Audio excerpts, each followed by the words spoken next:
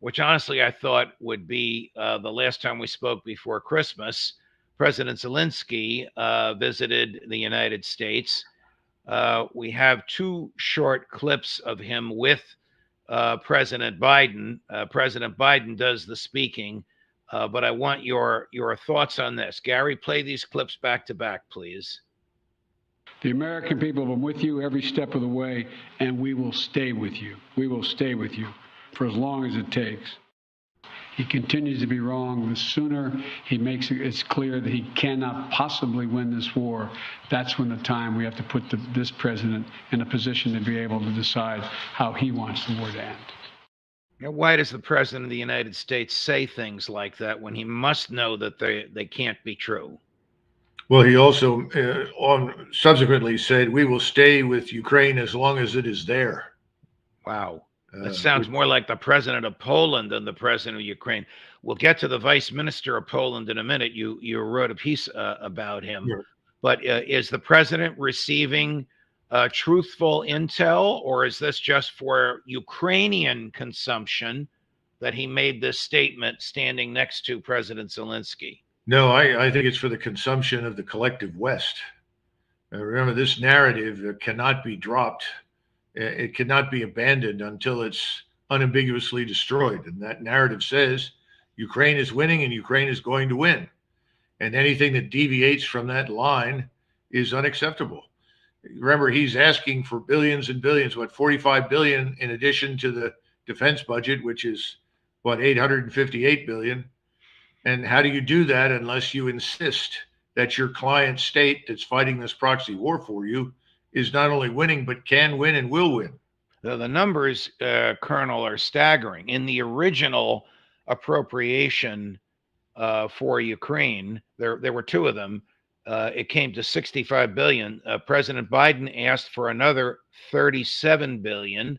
The Congress gave him 45 billion. So we're up to 110 billion. Now that 45 billion is part of the 1.7 trillion. Like I said, the numbers are confusing, which the House passed just a few minutes ago.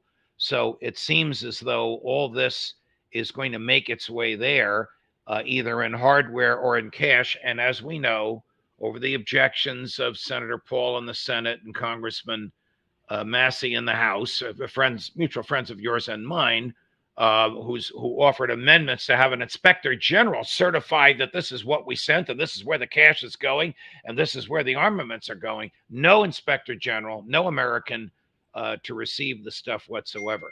I did learn, I don't know if it was from you or elsewhere, that it can take up to 100 crew members to operate a Patriot missile system. Is that true? And if so, how do we train that number of Ukrainians to operate this very expensive hardware?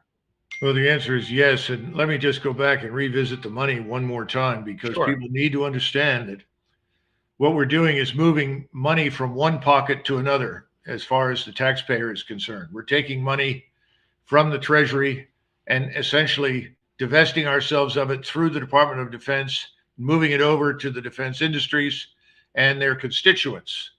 And subsequently, money flows back to the Congress as a matter of gratitude for the enormous wealth transfer. So it's wrong to think of all this money showing up. Secondly, when you start talking about the equipment, much of this equipment may never get there.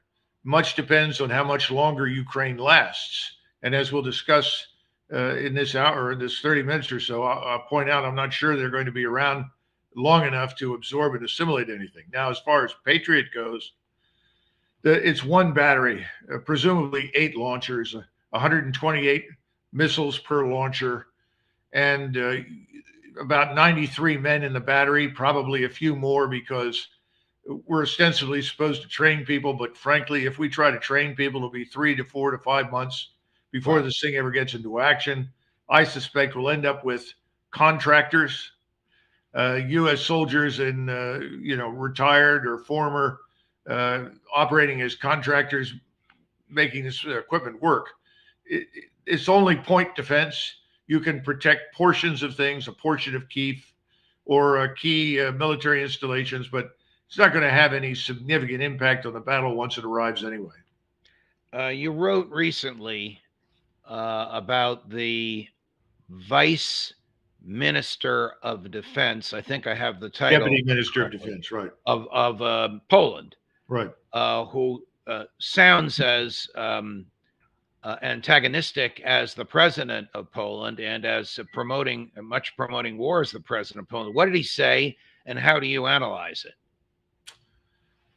Well, his statement was to an audience, a mixed audience, not military, but civilians as well as military. Simply said, this war is growing more and more intense, and with each passing day, we are more likely to be involved in it. And we are now going to adopt measures to prepare ourselves effectively for the eventuality that we may be involved.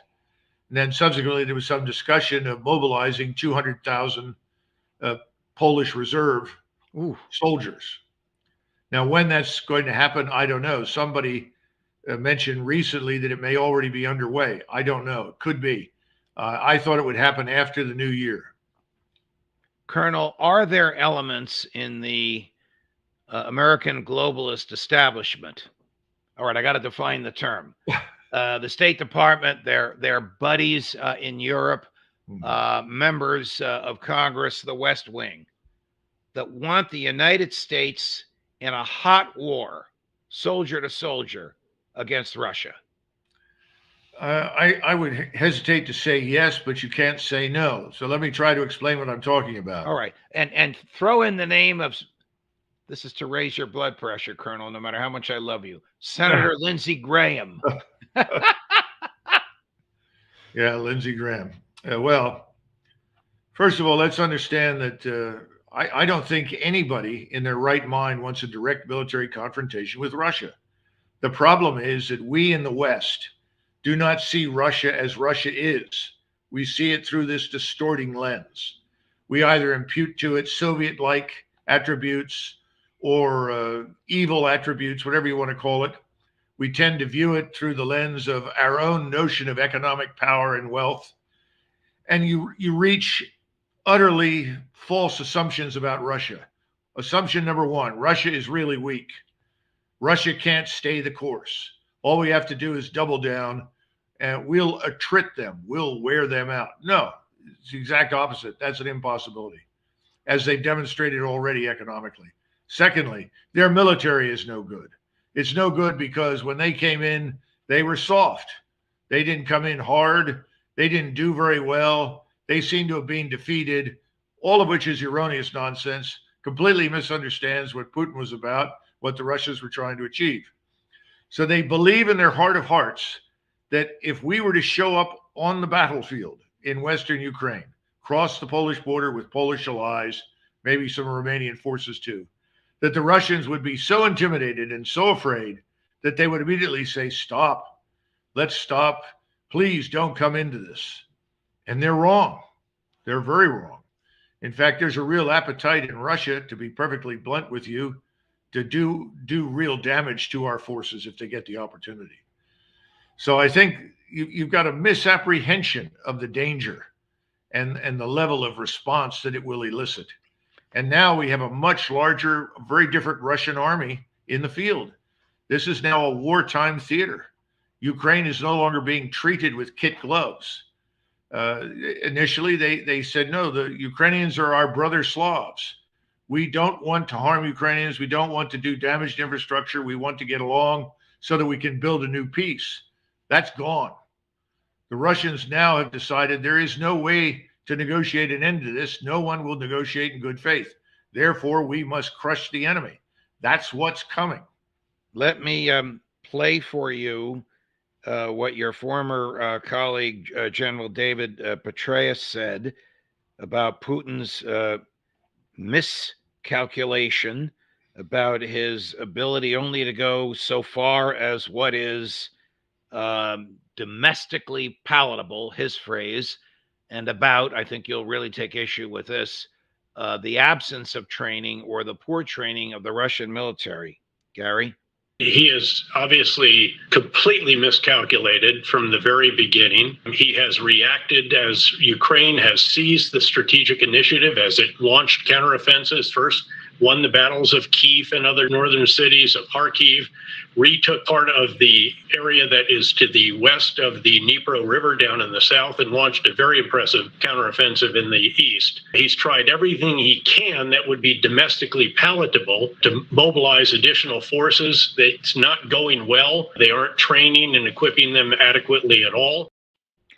That was from my friend and former colleague Neil Cavuto at Fox News, his program 2 days ago. Colonel. Well, the kindest thing I can say is that Dave Petraeus is largely divorced from reality. And once again, David Petraeus has embraced this fictional narrative along the lines that I described before. And that's part of what he's going to do, because he is a product of the very people that are trying to push us into war with Russia now, that pushed us into Iraq and Syria and Afghanistan, not just to defeat the enemy, not just to remove the regime, but to stay and occupy and transform. And he was in the forefront of all of that. So I think he's just sort of punching his ticket as a member of the in club with the status quo. And that's the status quo that's ruling us in Washington. They are largely divorced from reality. The Russian forces are not poorly trained. They're very well trained. And as I think I mentioned before, I've watched several films that were made available to me through various sources in Europe. I was very impressed with the way the Russians operated. The Ukrainians, on the other hand, have taken such horrendous losses. They now admit to 35,000 missing. They admit to more than 100,000 killed. You start adding up the numbers, so you're looking at 150,000 plus who are dead. Now they're trying to force teenage boys at the age of 13, 14, 15 into uniform. They're now telling the disabled that you're going to be mobilized. They're literally scraping the bottom of the barrel. And these are hundreds of thousands of untrained people. The very thing that Petraeus is accusing the Russians of absolutely fits the description of the Ukrainian force arrayed against the Russians. Let me show you, play you another clip, also from Fox News, of General Petraeus saying things like, Russia cannot outsuffer the United States and Ukraine and Europe, because Russia has suffered more casualties in 10 months in Ukraine than in 9 years in Afghanistan. Gary? He's in a very difficult position. I don't think he is yet willing to acknowledge that Russia cannot outsuffer the Ukrainians, the Americans, and the Europeans, which I think he still believes is possible. But I think there is going to come a point, and we need to hasten that moment, when he realizes that this war is not just unsustainable because of the terrible losses on the battlefield, which are now many times what they sustained in over 9 years in Afghanistan, just in the first 10 months of this war, but also the damage that's being done to their economy, their financial system, his personal confidants, the sanctions against them, and the export controls that are bringing their industry to their knees. Bringing their industry to their knees. I don't know where he could get that from. Oh, I think he's just reading from the script that is disseminated widely in Washington. He and Lindsey Graham and a whole range of people in Washington just keep repeating this stuff as though it were true, and it's not. And we know that Russian industry is by no means on its knees. Quite the contrary, it's booming. And they're exporting more oil and gas than they ever have. They're swimming in cash. That's completely wrong. The Russian population, if anything, is far more exuberant and enthusiastic about this war than I think Putin privately would like. He's acted to restrain some of the more radical nationalist elements that would like to go in and do the equivalent of wiping Ukraine off the map. And of course, that's something that Putin thinks is ridiculous and has no intention of doing. What kind of casualty numbers have the Russians suffered? And is General Petraeus comparing apples to oranges when he compares, an intense street by street urban warfare in Ukraine with trying to fight the Taliban in Afghanistan? Well, no, that is apples and oranges. And there's something else worth mentioning, that after the initial entry into Afghanistan, the Russian dominated forces that had gone in there to begin with were largely withdrawn. They relied very heavily on reservists from neighboring Uzbekistan, Kazakhstan, and other Central Asian republics, as they were called. Now they're independent countries. And of course, they were not terribly excited about being there, and they didn't do very much, to be quite frank. So it's a very different war, the one you're describing. This is existential for the Russians. There's nothing existential about Afghanistan. How bad or what's the category? What are the numbers, if you know them, of Russian casualties? You opined earlier, educated opining, that Ukraine may have 125 to 150,000 dead. How many Russians are dead as a result of the entry of the military into Ukraine? I'm told somewhere in the neighborhood of 30,000 at the most, maybe 35,000, and an equal number of wounded. But bear in mind, the Russians have set up a very elaborate medical support structure, and they've gotten very good at evacuating the wounded. So their wounded have survived much more successfully than the Ukrainian wounded. So that's about right if you look at it from a 1 to 5 perspective, which is pretty much the standard right now. Of course, at this point in time, they've been killing Ukrainians, 8 Ukrainians for every 1 Russian, or 10 Ukrainians for every 1 Russian. Bakhmut has turned into a particularly terrible Ukrainian bloodbath and hugely beneficial to the Russians. From your experience as a tank commander, winter is here. The earth is frozen solid in Ukraine. Who does this help? The Ukrainians or the Russians? Well, actually, it's not frozen throughout Ukraine. Right now, during the day, in southern Ukraine, this is down near Odessa, Kherson, it rises to about 34 degrees during the day and drops down to about 20 at night. So you still have standing water in those trenches. So the South is not ready to support large quantities of tracked or wheeled vehicles.